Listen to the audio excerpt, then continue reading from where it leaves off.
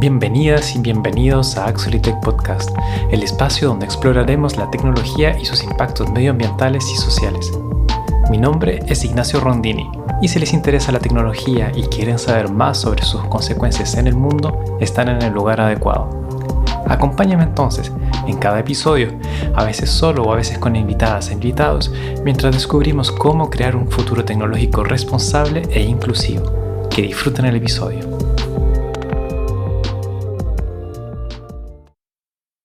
En este episodio número 26 quería hacer un capítulo especial. Quería hacer una retrospectiva de este año 2024. Resumir, de alguna forma, los temas que tratamos durante este año, mes a mes, en el que abordamos diferentes facetas de este sector digital que se nos ha impuesto, que vivimos, que usamos y que aprovechamos cada día. Aspectos que están un poco más ocultos, como los impactos medioambientales, los impactos sociales y los impactos sobre las personas, nosotras y nosotros mismos. Pero antes de empezar y recordar lo que conversamos este año, me gustaría pedirles directamente que nos den un feedback, dejarnos comentarios, ya sea en Spotify, YouTube, iVoox, Apple Podcast o cualquier otra plataforma que usen para escucharnos. Para mí, personalmente, es importante saber un poco más de ustedes, de cuándo escuchan este podcast, de por qué lo escuchan, de dónde lo escuchan, qué temas les ha interesado o qué temas les gustaría que abordásemos.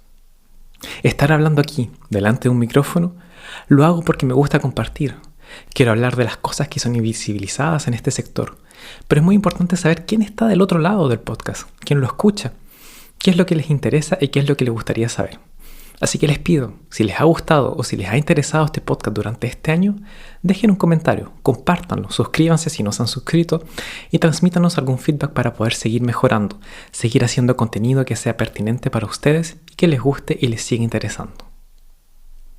Así que bien, con ese mensaje dicho, podemos ya comenzar con el primero de los grandes temas que abordamos durante diferentes episodios, que fue el de los centros de datos.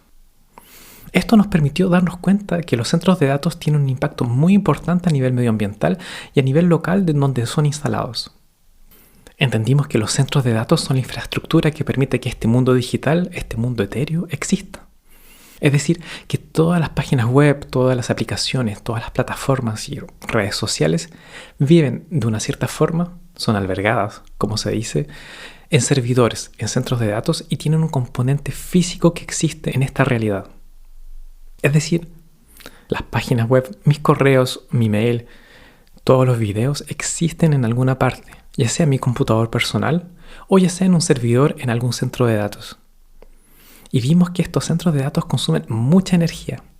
Energía para funcionar y energía para enfriar. Enfriamiento que muchas veces utiliza también enormes cantidades de agua.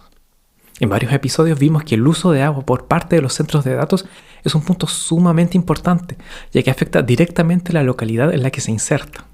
Y hemos visto que en muchos casos existe una competición por el acceso al agua, y que ha generado una gran lucha entre las localidades que viven y que dependen directamente del agua de esas cuencas, y las empresas, por otro lado, que quieren instalarse sus centros de datos en zonas que efectivamente se encuentran en riesgo de sequía o en situación de riesgo hídrico.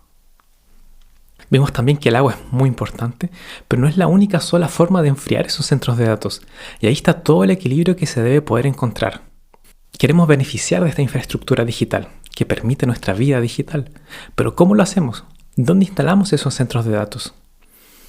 ¿Las empresas van a utilizar agua para enfriarlo o van a optar por quizás alternativas que puedan ser más caras, pero que van a poder permitir enfriar esos servidores sin necesidad de usar tanta agua? Sea como sea, los centros de datos consumen una gran cantidad de energía, de electricidad. Y cómo es generada esta tiene un impacto en las emisiones de carbono que el centro de datos produce. Hay una gran diferencia si la energía es generada mayoritariamente a través de fuentes renovables, como puede ser la energía solar, o si es generada gracias al petróleo o gas. Todos estos componentes van a crear un impacto profundo a nivel medioambiental, debido a los impactos por la creación de los componentes físicos, al uso de energía, de agua y a nivel social por el impacto que van a tener sobre las localidades que se encuentran alrededor.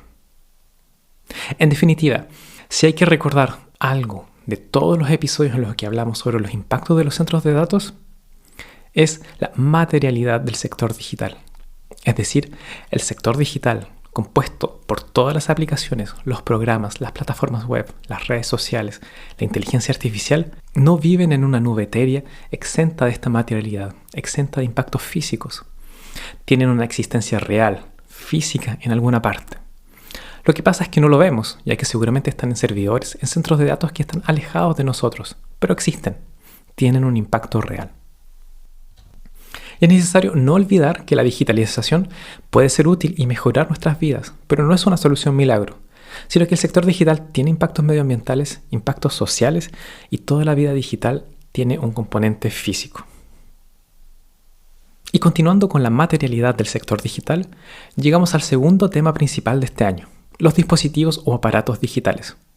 Es decir, nuestros computadores, laptops, nuestros smartphones, los cuales tienen un gran impacto medioambiental, ya que además de usar electricidad para funcionar, generan una gran cantidad de impactos durante el proceso de fabricación, ya sea por la extracción de materiales, de minerales, por la creación de los componentes, por el ensamblaje y por toda la energía asociada a este proceso. De hecho, se estima que del impacto total de la vida útil de un aparato, 70% corresponde al proceso de creación. Es por eso que hablamos mucho de extender la vida útil de los aparatos. Es decir, si yo guardo mi celular durante 2 años, tratar de guardarlo 3 años. O lo mismo con mi computador. Si lo guardo 3 años, tratar de extender su vida hasta 5 años. De esta forma estamos disminuyendo concretamente el impacto medioambiental de nuestros aparatos.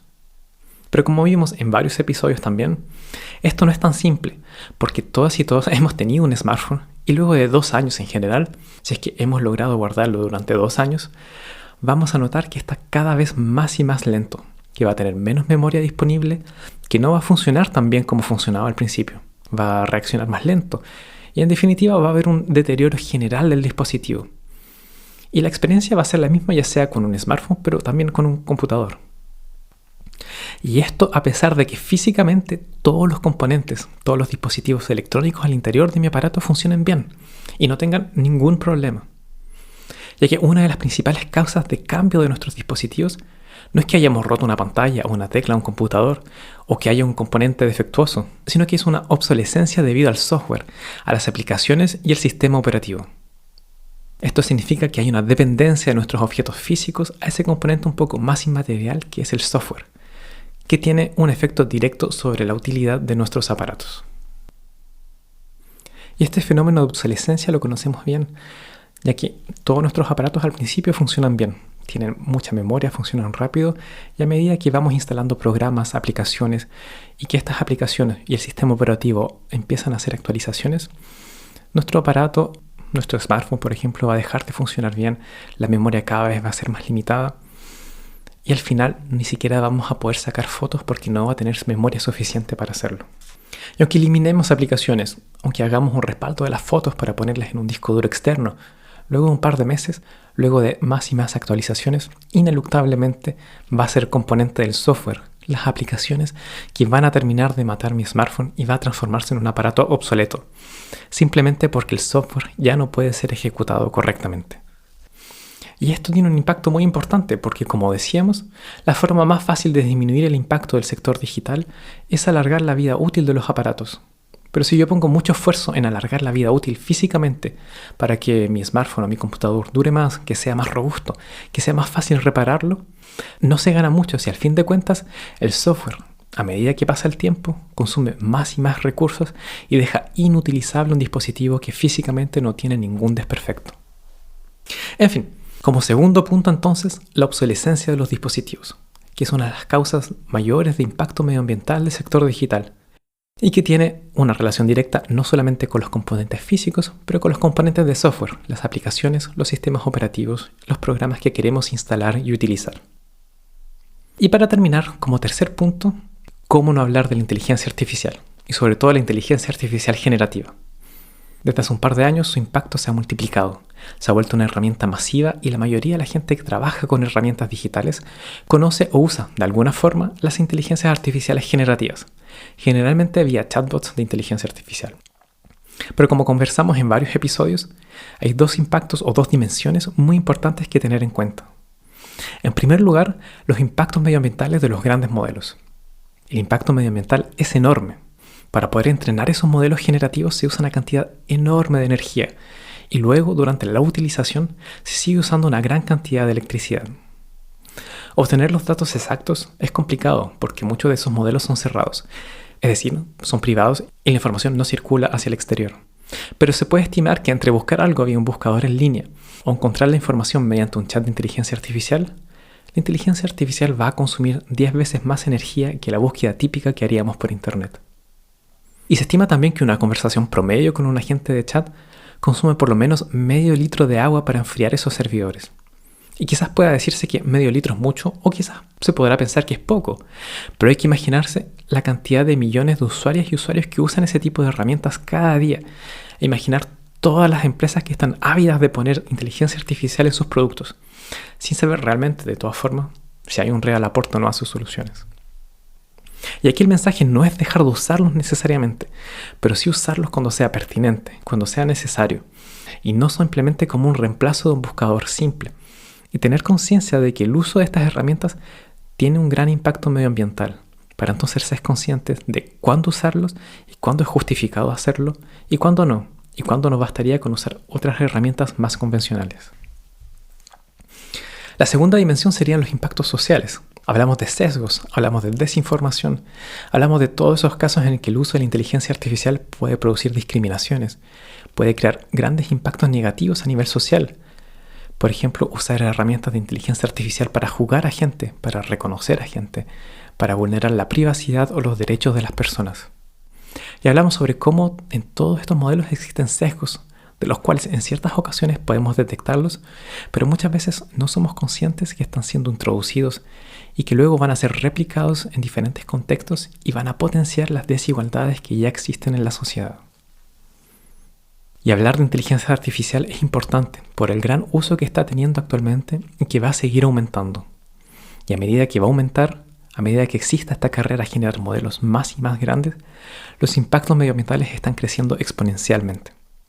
De hecho, se sabe que las grandes empresas tecnológicas tuvieron que renunciar a sus objetivos de sostenibilidad porque no van a lograrlo debido justamente a ese nuevo impacto de la inteligencia artificial.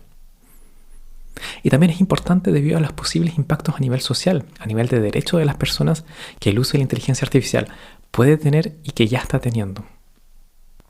Así que bien, traté de condensar todo un año en algunos minutos. Si tenemos que resumir nuevamente, hablamos de los centros de datos, pero sobre todo de la materialidad del sector digital.